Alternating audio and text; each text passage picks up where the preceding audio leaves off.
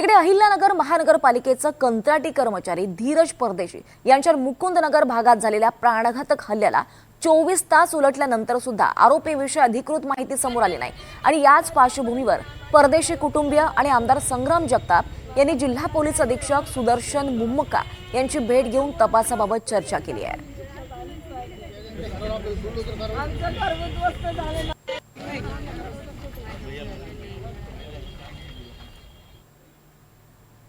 फिलिस्तीनचं काही समर्थन करणारी लोक याच्यामध्ये आहेत असं आपल्याला पाहायला मिळतंय, ऐकायला मिळतंय।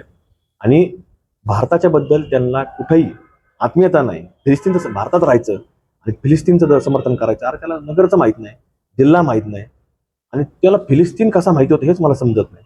त्याच्यामुळे हे प्रवृत्ती आणि याच्या मागे आमचा दाट संशय आहे, आणि तो संशयाचा संशय आहे, त्याची पोलिसांनी तपास केला पाहिजे। कारण की त्यांनी सांगितलं दुपारच्या सत्रामध्ये तिथे गेले होते, म्हणजे 1-1:30च्या नंतर असा अंदाजे, कुठे रेकॉर्डवरती काय पोलीस काय घेतात माहिती नाही, पण अंदाजे असं सांगितलं 1-1:30च्या दरम्यान ते तिथं पोहोचले आणि दुपारी 4च्या नंतर ही घटना घडलेली आहे। म्हणजे जवळपास 3-3 तास तिथं असताना म्हणजे याच्यामध्ये कुठं याचं प्लॅनिंग घडलेलं आहे। त्यामुळं फक्त हल्ला नाही, हल्ल्याच्या मागे कट रचणारे लोक आहेत, तर ह्यांचा तपास झाला पाहिजे।